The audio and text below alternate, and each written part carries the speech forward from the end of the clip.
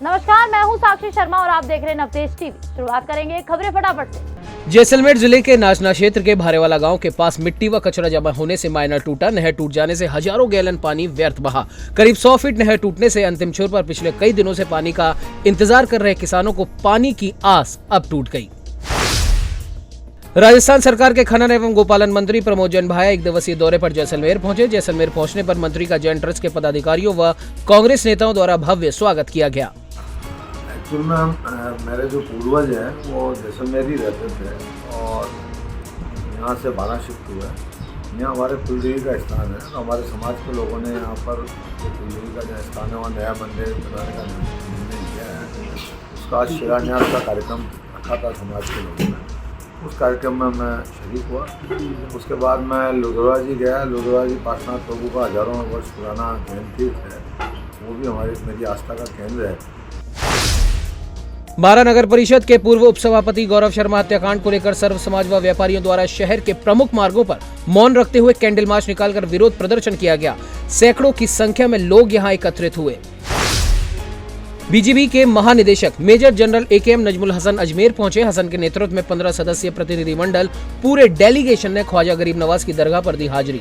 स्थाना शरीफ पर अकीदत के फूल और मखमली चादर का नजराना किया पेश। सचिन पायलट के विधानसभा क्षेत्र में पूर्व केंद्रीय मंत्री व किसान नेता स्वर्गीय राजेश पायलट की 23वीं पुण्यतिथि प्रेरणा दिवस के रूप में मनाई गई। जिला कांग्रेस कमेटी टॉक में आयोजित कार्यक्रम में कई पदाधिकारी नदारद रहे। स्वर्गीय राजेश पायलट की तस्वीर पर पुष्पांजलि अर्पित कर मौन धारण किया गया। झालावाड़ जिले में बदमाशों के हौसले लगातार बुलंद। इसी कड़ी में जिले के गांव में अज्ञात बदमाशों ने घर में घुसकर आंगन में सो रही मां बेटी के मुंह में कपड़ा ठूसकर चाकू से डरा धमकाकर जेवर लेकर फरार हुए। फिलहाल पुलिस आगे की जांच में जुटी है। ये इस तरह की घटना की FIR दर्ज हुई है और ये प्रियंका और गीता ने ये दर्ज कराया है कि हमारे मकान में अंदर घुस के 2 जने बाहर मकान के खड़े रहे, 2 जने अंदर मारपीट की चाकू से तथा कानों के टॉपस और मंगलसूत्र चिन्ह ले गए। कोचिंग नगरी कहे जाने वाले कोटा में एक और कोचिंग स्टूडेंट ने सुसाइड किया। छात्र ने अपने कमरे पर फांसी का फंदा लगाकर की आत्महत्या। फिलहाल पुलिस छात्र की आत्महत्या के कारणों की जांच में जुटी है। मैत्री हॉस्पिटल से सूचना आई थी कि एक लड़का भार्गव केशव सनोप केशव राजपूत, उम्र 16 साल करीब, निवासी मनबार महाराष्ट्र, हाल मकान number 74 Phalodi residence new Rajiv Gandhi Nagar में रहता था, जिसने जो जी की तैयारी कर रहा था घर पर ही अपने कमरे पे लगभग आधा पौन घंटे करीब पहले फांसी का फंदा लगा लिया, जिसको परिवारजन इलाज के लिए मैत्री हॉस्पिटल लेकर आए। डॉक्टर साहब ने उसको मृत घोषित कर दिया। कृषि व पशुपालन मंत्री लालचंद कटारिया के जन्मदिन पर क्षेत्र में कई कार्यक्रमों का किया गया आयोजन। रेनवाल कस्बे में कार्यकर्ताओं ने मंत्री कटारिया के जन्मदिन के उपलक्ष्य में गायों को हरा चारा व गुड़ खिलाया। इस दौरान बड़ी संख्या में कार्यकर्ता रहे मौजूद।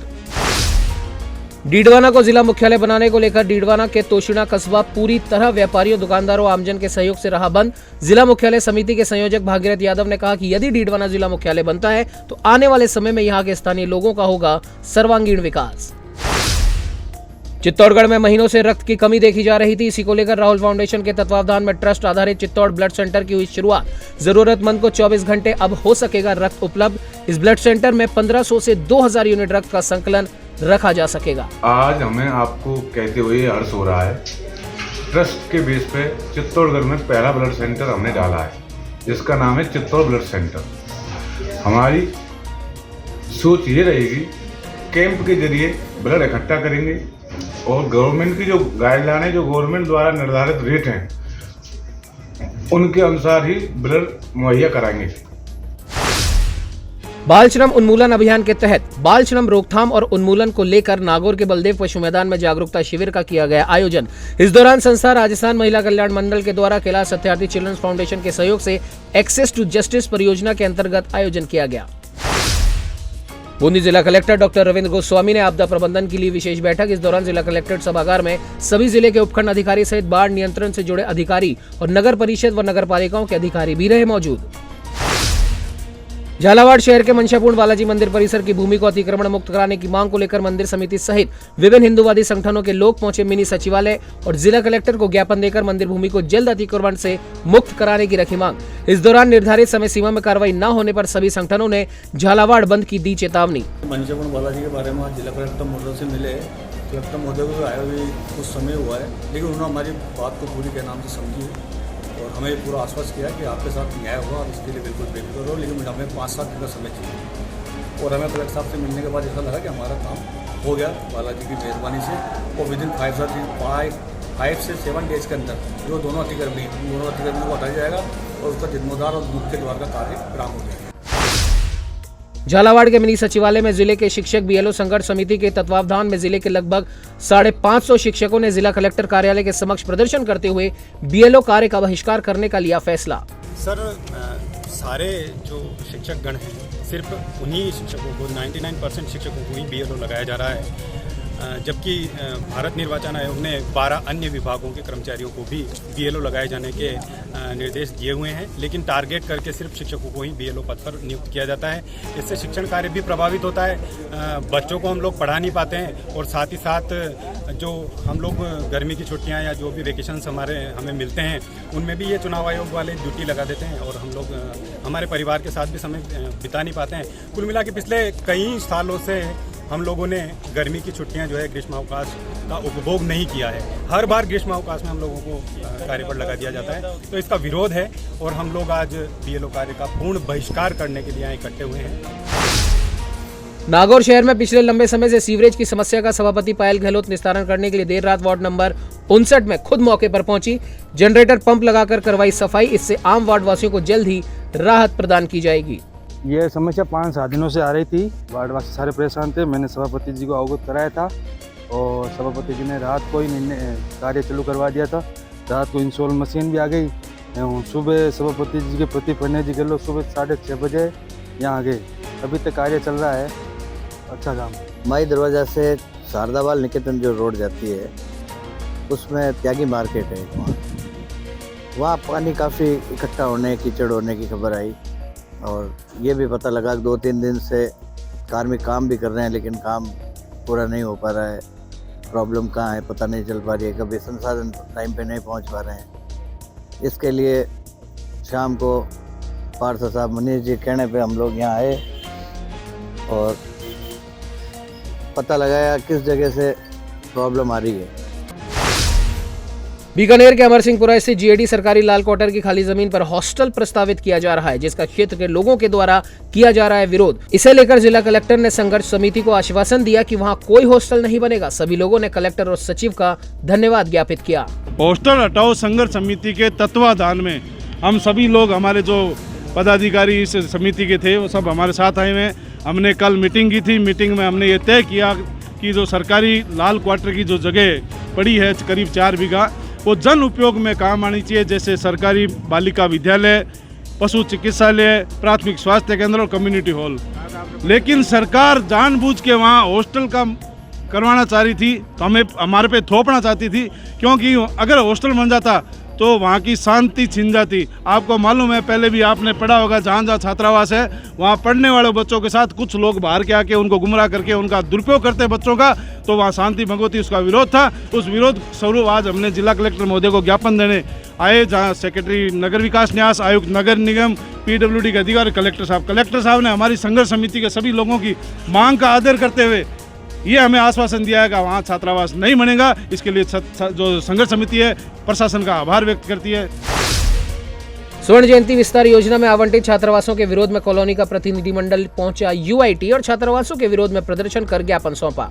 स्वर्ण जयंती आवासीय योजना 2008 में शुरू में पत्रकारों को प्लॉट लॉट किए गए थे। उसके बाद में आम जन को प्लॉट लॉट किए गए दूसरे ब्लॉकों में। उसके बाद 2015-16 में स्वर्ण जयंती कॉलोनी का विस्तार किया गया और आम जन को वहाँ प्लॉट दिए। वो प्लॉट इतने महंगे दिए गए कि करणी नगर और समता नगर में भी इतने भाव नहीं थे। लोगों ने बड़े चाव से प्लॉट लिए और वहाँ अपने मकान बना दिए।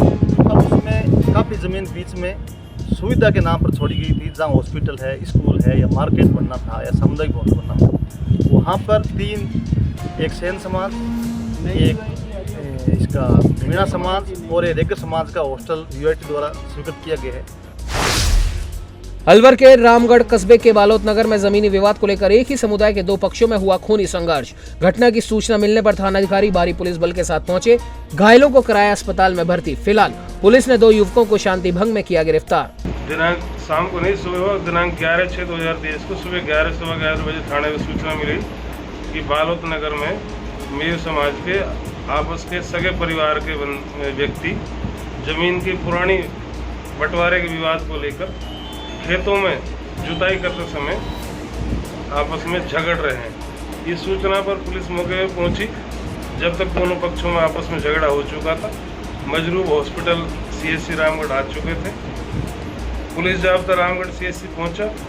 वहाँ दोनों पक्षों के 4-4, 5-5 व्यक्ति घायल अवस्था में थे, जिनका प्राथमिक उपचार कर MO साहब CHC रामगढ़ ने अलवर रेफर कर दिए।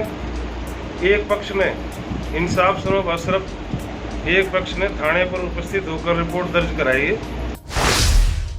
कोचिंग सिटी कोटा में बढ़ते पर्यटन और अन्य क्षेत्रों में रोजगार के सृजित होने वाले अवसरों में अनुभवी एवं प्रशिक्षित युवाओं की खेप तैयार करने में निजी क्षेत्र में देश का पहला जय मिनेश आदिवासी विश्वविद्यालय महत्वपूर्ण साबित होगा। जय मिनेश आदिवासी विश्वविद्यालय रामपुर कोटा की आज प्रबंधक मंडल की पहली बैठक थी, क्योंकि जय मिनेश आदिवासी विश्वविद्यालय का जो जिस प्रकार से तेज गति से काम हुआ, जिस हिसाब से इस यूनिवर्सिटी की स्थापना हुई है, उसमें सभी लोगों का योगदान रहा है।